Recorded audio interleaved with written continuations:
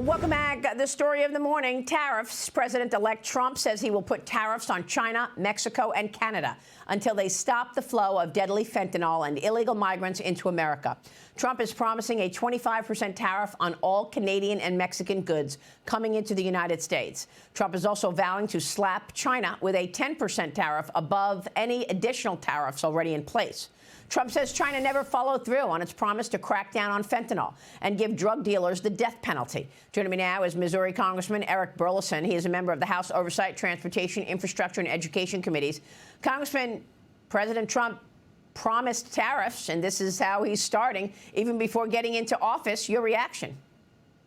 Yeah, I think he called tariffs a beautiful word, Maria. Yeah, he did. But look, I think it's something that is necessary. It's long overdue that we kind of course correct on some of the trade imbalances that we have with other countries. When you look at the fact that China or that Japan has a 100% tariff on cars that are manufactured in the United States, that Europe has a 100% tariff on cars manufactured in the United States. This goes back to the Marshall Plan, back to after World War II. The United States allowed these countries to institute these tariffs so that they could help rebuild these nations.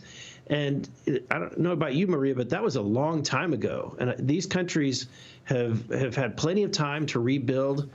And today we have an imbalance.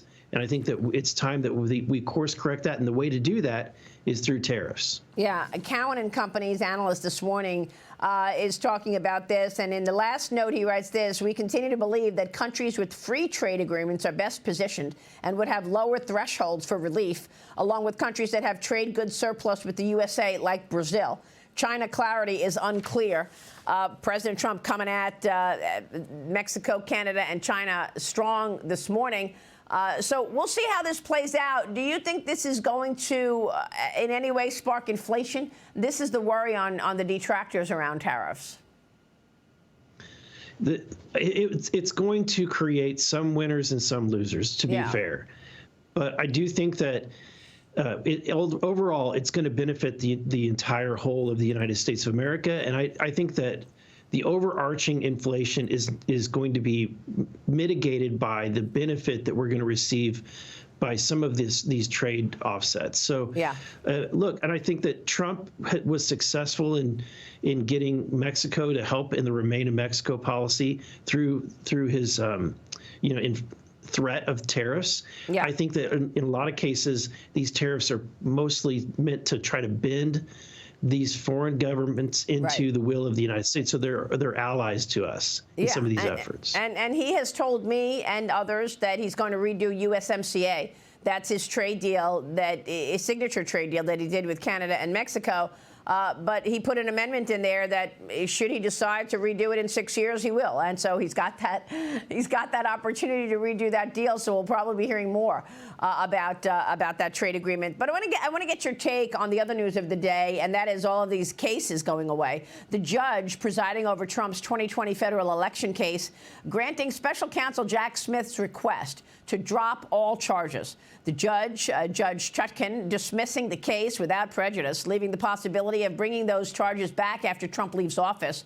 Jack Smith's team moving to end its appeal in the classified document case against Trump as well.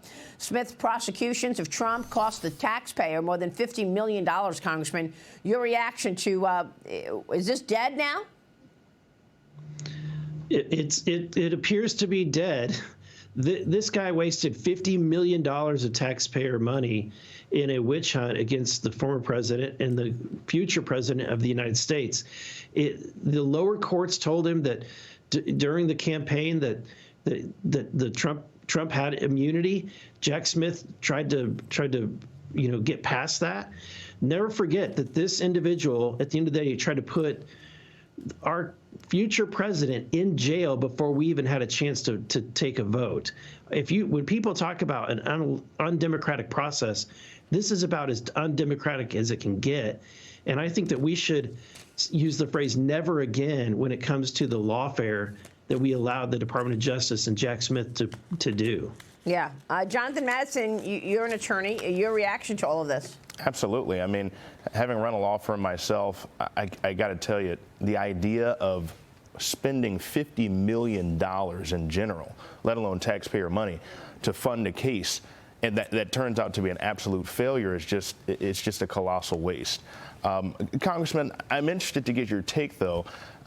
What do you expect, President-elect Trump to do under the circumstances here? I'd be interested personally to see if he's going to pursue a malicious prosecution claim against either DOJ representatives under Special Counsel Jack Smith, or whether and to what extent you believe that Jim Jordan's committee might look into this and even launch an investigation into whether this was malicious prosecution.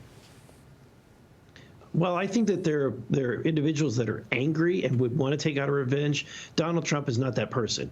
I know him to be a very forgiving individual and not someone that, that stoops to taking revenge tactics. I think that he cares about his legacy, and he wants to clean this up. He wants to make sure that future presidents, future elected officials do not face the form of lawfare that he had to go through. And let's not forget the witch hunts, the Russia stuff that he had to face. They spent, tens of millions of dollars in those investigations. I think that he wants to make sure that we return to normalcy, and that his legacy is that he's the guy that did that. Real quick before you go, sir, you're planning on reintroducing a bill which would abolish the Bureau of Alcohol, Tobacco, and Firearms and Explosives.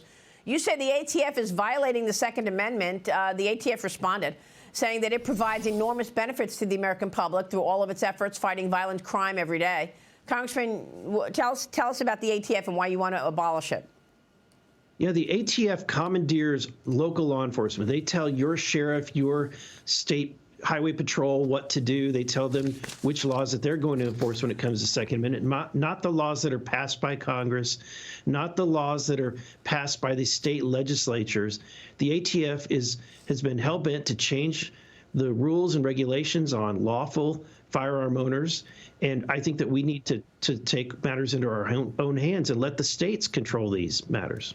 Well, it's certainly looking like the DOJ officials and the subcommittee in Congress are looking for areas to cut.